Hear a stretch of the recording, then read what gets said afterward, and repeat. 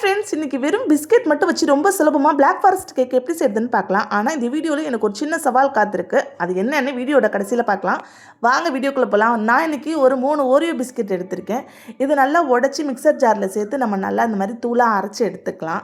இப்போ இந்த அரைச்ச பவுடரை நம்ம ஒரு பவுலில் சேர்த்துக்கலாம். இப்போ இதில் கொஞ்சமாக பேக்கிங் சோடா சேர்த்துக்கோங்க. அதுக்கப்புறம் கொஞ்சமாக வெனிலா எசன்ஸ் சேர்த்துக்கோங்க. இதுக்கு சுகர் எதுவும் தேவையில்லை, ஏன்னா ஆல்ரெடி பிஸ்கெட்லேயே அந்த இனிப்பெல்லாம் இருக்கும். இப்போ நல்லா விஸ்க வச்சு கொஞ்சமாக பால் சேர்த்து நல்லா கேக்கு பதத்துக்கு நல்லா பீட் பண்ணி எடுத்துக்கலாம். இன்றைக்கி நான் ஹார்ட் ஷேப்பில் தான் பண்ண போகிறேன்.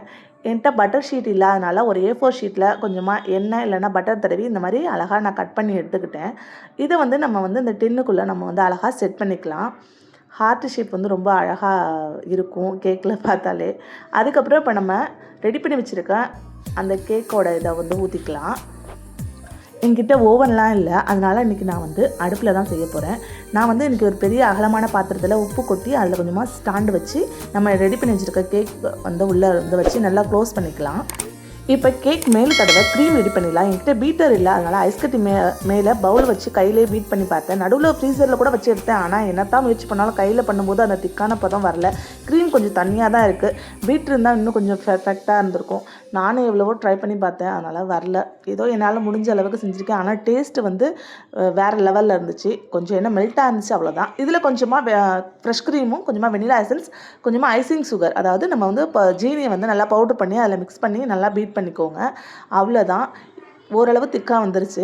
அதுக்கப்புறம் டார்க் சாக்லேட்டை நல்லா துருவி வச்சுக்கோங்க. அதுக்கப்புறம் செர்ரி சிரப் பண்ணுறதுக்கு நம்ம செர்ரி பழத்தை நல்லா கட் பண்ணிவிட்டு ஒரு ஃப்ரை பேனில் கொஞ்சமாக தண்ணி சேர்த்து அந்த செர்ரியும் போட்டு கொஞ்சமாக சுகர் சேர்த்து நல்லா திக்காக வர வரைக்கும் நம்ம ரெடி பண்ணிக்கலாம். அவ்வளோதான் செர்ரி சிரப்பு.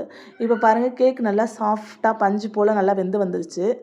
இப்போ நம்ம பாருங்கள், அழகாக அந்த பட்டர் ஷீட்டை நம்ம எடுத்துகிட்டு கேக் பாருங்கள் சூப்பராக ரெடி ஆயிடுச்சு.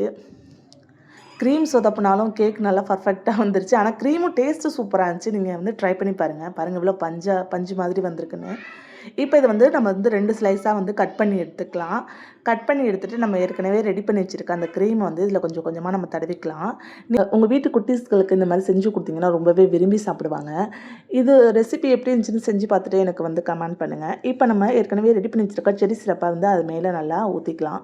ஊற்றிட்டு இப்போ நம்ம ஏற்கனவே பீட் பண்ணி வச்சுருக்க அந்த க்ரீமையும் கொஞ்சம் கொஞ்சமாக எடுத்து மேலே தடவிக்கலாம். பாருங்கள் கொஞ்சம் எப்படி மெல்ட் ஆகி வந்திருக்குன்ட்டு. ஆனால் டேஸ்ட்டு சும்மா சூப்பராக தான் இருந்துச்சு. ஆனால் கொஞ்சம் பீட் இருந்துச்சுன்னா கொஞ்சம் பர்ஃபெக்டாக வந்திருக்கும். அதுதான் ஒரு கவலை, வேறு ஒன்றும் இல்லை. அதுக்கப்புறம் மேலேயும் நல்லா இன்னொரு லேயரை வச்சுட்டு அந்த க்ரீமையும் மேலேயும் நல்லா தடவிக்கலாம். இது என்னுடைய பர்த்டேக்காண்டி நானே வீட்டில் செஞ்சேன்.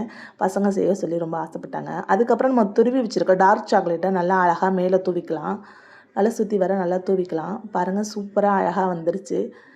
மேலே கொஞ்சமாக டெக்கரேட் பண்ணலான்னு பைப்பிங் பேக்கில் க்ரீம் வச்சு பார்த்தேன். ஆனால் அது அப்படியே லிக்விடாக ஒழுக ஆரம்பிச்சிருச்சு. இருந்தாலும் அதே வச்சு மேலே ஒரு செர்ரி பழத்தை வச்சேன். அழகாக வந்துருச்சு. ஆனால் டேஸ்ட்டு சும்மா வேறு லெவலில் இருந்துச்சு. இது போன்ற ரெசிபிக்கு மூன் குக்கிங் சேனலை லைக், சப்ஸ்கிரைப் பண்ணுங்கள். உங்கள் ஃப்ரெண்ட்ஸ் அண்ட் ஃபேமிலிக்கு ஷேர் பண்ணுங்கள். வேறொரு புது ரெசிபியோட நெக்ஸ்ட் வீடியோவில் சந்திக்கிறேன். பாய்.